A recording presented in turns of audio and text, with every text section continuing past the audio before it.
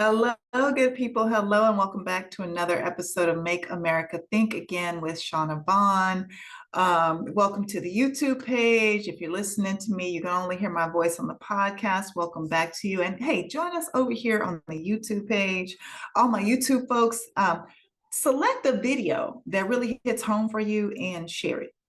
Share it because we need to bring more people to the YouTube page. I also want to point out that my handles are here at the bottom. You can find me on Instagram at Shanavonn, V as in victory, O as in orange, N as in Nancy, N as in Nancy. Also my Cash App is down here, $ 1111 Oracle. That is $ 1111 Oracle. And again, this past week, the top donor or the most generous contribution came from Shane S. So thank you, Shane S. And thank you for tuning in. Thank you for everybody, watching the videos, sharing the information. I'm really, really appreciative of that. Like you, I work and got a lot of other stuff going on, but I figure, since I'm paying attention to this information anyway, why not share it with folks so they can be up to date and educated on what's going on in this country and across the world sometimes, which I'm going to touch on a little bit of that today. But right now, I want to talk about Chuck Schumer and his crew from the Senate. I have to, sometimes you just got to take a deep breath and center yourself first before you get into some mess. Because it's just a hot, shitty mess is what happened in the Senate yesterday. And I'm still mad about it. I really am still mad about it. Literally, you had Hakeem Jeffries got all his people together with the exception of one rogue member. And then you go over to the Senate. And then, Chuck Schumer's like, well, Republicans, they don't have the numbers. We aren't doing anything. We aren't helping. We will not vote for this. And then Felon 47 calls him a Palestinian, which, I guess he took that as a derogatory. I don't know. He might not even paid attention to it. That might not have been a factor. But what I saw was Chuck Schumer go to the podium and say, we will not support this CR. What we want to do is, push this off, and we're not going to vote in favor of it. And then we want to come back in April. We want you to actually, Republicans, we want to actually sit down with you and have a conversation. Because here's the thing. Here's the big overarching problem that I think people are missing. Republicans in the House didn't have any conversations about this CR with Democrats in the House. They just did their own thing. So Democrats were like, okay, so you want to put that together, then you're going to be responsible for it. And you let the American people know the money that you're going to take away from them, the programs that you're taking away from them, the support you're taking away from them. And that's going to be on you. You're going to own it, Republicans. You're going to own it. That was the plan. And then here comes Chuck Schumer and his, what are these, 8 other people? 2, 4, yeah. So I'm going to give you all the names. So Chuck Schumer of New York. You have Senator Cortez Masto of Nevada. Senator Dick Durbin, I believe is his name, of Illinois. John Fetterman. John Fetterman is the new mansion. The new mansion and whatever that cinema chick, I can't remember her first name, but her. That's Fetterman. I wish Fetterman would just go ahead and say, hey, I'm a Republican and fuck off. Just do it. Just get it over with and move over to the other side. Gillibrand, which I was kind of surprised on her, of New York, Senator Gillibrand. Then you have Senator Hassan of New Hampshire, Senator King of Maine, Senator Gary Peters of Michigan, Senator Shahatz of Hawaii, I have no idea who that person is, and then Senator Shaheen of New Hampshire. Now, here's the interesting thing about Senator Shaheen. To my understanding, Senator Shaheen is not running again. So there was no jeopardy for Senator Shaheen to just say, because here's the thing, with these folks, you have to kind of think or assume they're probably in very purple districts. So they're thinking of themselves. Now, they gave us the excuse that, well, if the government shuts down, then we've got to wait on Felon 47 and his crew to like bring it back on board. And will they ever do that? Like, we'll have no control over getting things back online. Or will they get rid of more essential workers? When people that work for the federal department, they were saying, shut it down. We will deal with the inconvenience because they're still going to get paid. It just will be back pay once the government was brought back on board. And this happened before the first time Felon 47 was in office. So, like, come on, Chuck. What the fuck, Chuck? That's the new hashtag. What the fuck, Chuck? And like we all are saying, like, what the fuck, Chuck? You had Dems in the House do the right thing. You had the people on the streets. We the people were saying, look, we got your back. Shut this shit down. We know who's going to be responsible. You can't be held responsible for something if you have the White House, if you have the majority in Congress, if you have SCOTUS, if you have the Supreme Court, like, you have all the control. So how is it that anything would fall on Democrats? But that's the excuse they give, right? We didn't want to get blamed for it, and we want to, there's no way to turn it back on if it gets turned off. People who work for the federal government were saying, shut that shit down. People in the streets were saying, we got your back. But their districts, I guarantee you, were probably purple. They probably had a lot of red in there. And they wanted to appease their districts because they are coming up for re-election. Now, let me tell you what's happening with Schumer right now. First of all, there's conversation around Schumer getting primaried by AOC. That can't happen. AOC is in the House. She is not in the Senate. So that can't happen. Now, you can have another Democratic member of the Senate primary Schumer. I know Kelly, the astronaut from Arizona, his name's kind of been thrown around. But there are organizations that are now, I saw before I started recording this, Indivisible is on it, and they are calling for him to be primary. And you're going to see more and more of that. People just have been thrown off their bearings. But once they get it together, the calls for him to step down are going to be just free flowing. So let me tell you what was on the line. If you did not already know, here's what passed. Here's what is about to get codified into law if by this time Felon 47 hasn't already signed it. I don't know. Last time I checked, he had, but $890 million in cuts to Medicaid, Medicare, and medical research. $800 million in cuts to Veterans Affairs. I want to pause right here. I just don't understand how anyone in this country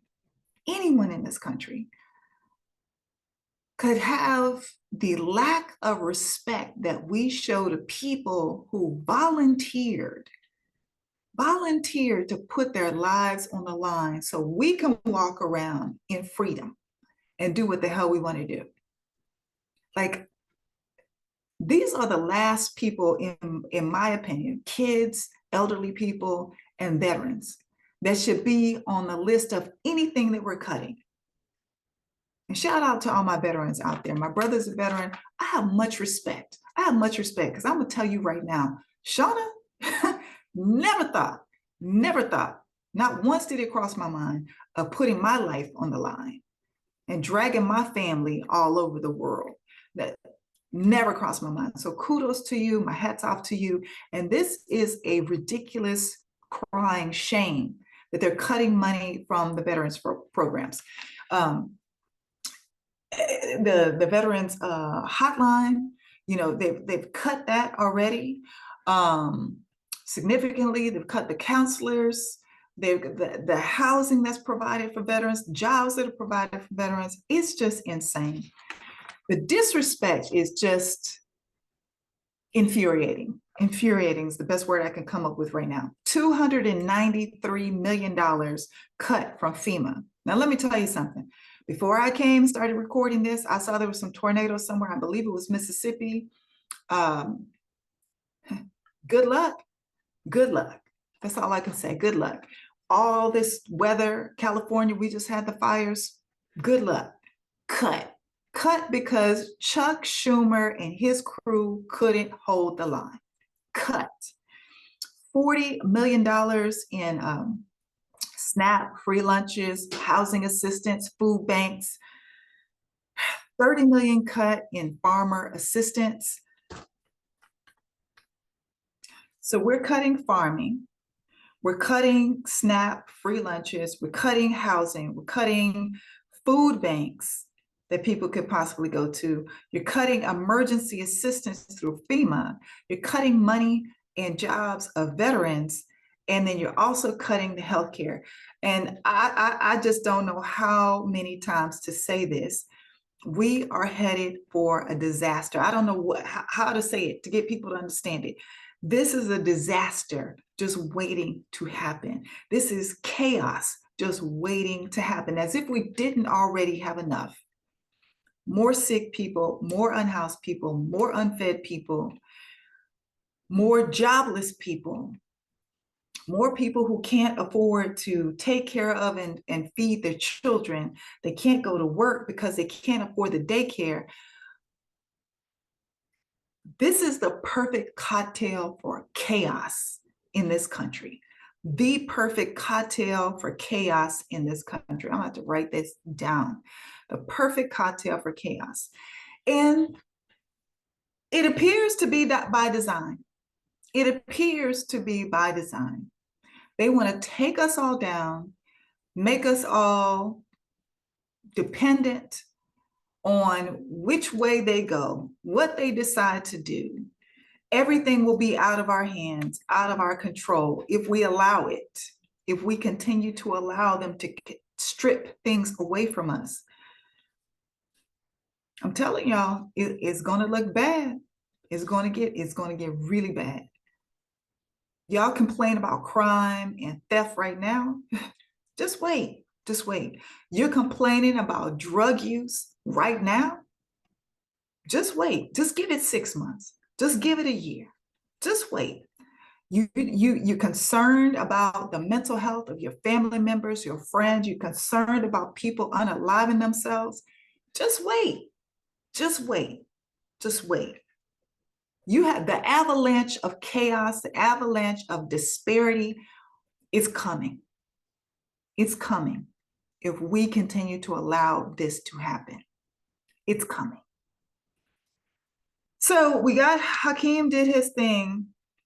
Chuck Schumer, people are calling for him to step down, step aside. And listen, Clyburn did that, said, to step back and said, I'm just going to be in kind of a mentor role. Nancy Pelosi pushed, I'm going to be in kind of a mentor role. I'm going to let some of the younger people step up and lead.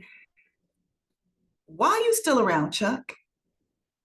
Why are you still around? It's time for you to sit your ass down somewhere. I'm not saying you got to go home to New York, but you got to get the fuck out of the way because you are not leading.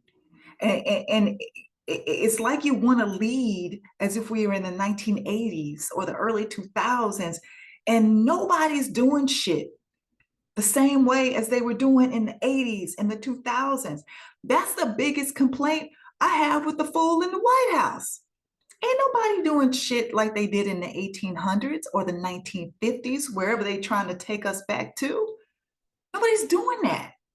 So sit your ass down and let the younger people take the lead. So people are already losing jobs. You got federal workers. Here's what I wish that federal workers would do. If this were me, if it were me, and I was recently laid off, lost my job due to all this craziness, what I would do with my time is send in my resume every day with a different version of my name on it. As soon as they open up hiring, they would get at least a good 5 copies of my resume every single day for my position. I want you to hire me back. I'm gonna trick you into hiring me back to my position. And then I'm gonna get on the inside. So I have access to intel. And I can also cancel some student loans and some taxes over here for some folks. That's what I would do. I would infiltrate that hole, get the information, share the wealth, share the information, and save some people a couple of dollars. That's what I do. You turn my life upside down, I'm going to fuck with you. That's what I would do.